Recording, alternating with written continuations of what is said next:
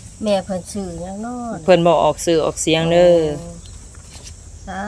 ธุขอขอบบุญขอบคุณเด้อแม่ใจดีทางผังไทยที่ฝากเงินมาให้แม่จอยกับร้านไอด้าตอนนี้แม่จอยก็ได้หับแล้วเด้อพอได้ไว้ซื้อยากับซื้อข้าวกินแม่จอยก็ทุกข์ยากหลายคือเห็นนั่นแหละเนาะพอได้แต่ส่วนร้ายนี่ก็น้ำมันรถให้ร้านเนาะกับขนมเพราะว่าร้านซื้อขนมบ่เป็นเด้แต่นี่ต่อไปก็ขอให้แม่ใจดีเพิ่นมีสุขภาพเข้มแข็งเด้อความเจ็บอย่าให้ได้ความไข้อย่าให้มีไปบ่ให้ค่ามาบ่ให้ของเด้อไปไกลไปไกลไปนำรถนำล่างก็ขอให้ตลอดปลอดภัยขอให้เพิ่นมาหอดเฮือนหอดซานเด้อสาธุแต่นี่ต่อไปขอให้เพิ่นอยู่เป็นห่มโพห่มไส้ให้ลูกให้หลานและให้ผู้ทุกข์ผู้ยากต่อๆไปเด้อแม่เด้อเงินนี่ได้หับแล้วเด้อสาธุ โดยเอาจังไรเฮาดีใจนำเด้อ โดย ไอ้เงินที่ข้างค่าชื่อว่ายืมเขากับไปใส่เขา โดย เดือหันกับไว้ใส่ใจายเนาะ โดยใส่เขา200,000 โดยยังเดืออยู่สี่เนาะ โดยยังเหลือ4กับพอดีแล้วไว้ซื้อเขาวซื้อน้ำมันรถเด้อ อืม น้ำมันรถก็ซื้อใส่กระตุกมาไว้ อืม เพื่อเฮาบ่ถูกบ่ทันเพื่อเฮาบ่มีเงินหั่นนะ อืมอืม ซื้อใส่กระตุกไว้เทื่อละแสนคันว่าเฮามีเงินหลายหั่นนะ อืมอืม โด อืม ย เอาจังไรเฮากลับป้านเด้อบัดนี้เด้อ โดยสา อ่ะสบายดีอ่ะโอเคเพื่อนพี่น้องเนาะกับถือมื้อนี้กับทัศนกันได้พบได้พอทางแม่แม่เฒ่าน้องไอล่าเนาะหรือว่าน้องไอล่านี่ไปห้ามเฮียนเพื่อนพี่น้องเอ้ยก็บ่ได้เจอทางน้องเพิ่นเนาะก็เป็นเงินก็600,000เป็นทางผู้รักผู้ใหญ่หากมาให้ 1,000 บาทเท่านั้นเนาะเพื่อนพี่น้องเนาะก่อนอื่นเนาะทัศนก็ต้องขอบคุณขอบคุณไปทางแม่เนาะใจดีโยพังไทยเพื่อนพี่น้องเอ้ยขอให้เพิ่นอยู่ดีมีแฮงเด้อความเจ็บอย่าให้ได้ความไข่ขยาให้มีปรารถนาสิ่งใดก็ขอให้ได้สมความปรารถนาได้ตั้งใจทุกสิ่งทุกประการเนาะสาธุก็คือทางเพิ่นก็มีน้ำมุกน้ำใจให้ค่ารักษาค่าคือขายาน้องไอล่าเพิ่นไข่วางก่อนหลังๆหั่นล่ะเพื่อนพี่น้องเอ้ยจังใดก็ทัศนก็ได้มอบให้เพิ่นที่เรียบร้อยแล้วเนาะสำหรับคลิปนี้ก็พาพ่อแม่พี่น้องเด้อ FC เบิดสุขคนอย่าลืมกดไลค์กดแชร์แล้วก็กดติดตามให้ทักษะนวนเด้อพ่อแม่พี่น้องเอ้ยพอมีกำลังใจสู่ต่อเนาะโดยบางคลิปสนวนแล้วก็อย่าข้ามโฆษณาจากในคลิปนี้ไปแล้วพี่น้องเอ้ยพบกันคลิปหน้าสำหรับคลิปนี้ขอกล่าวคำว่าสบายดี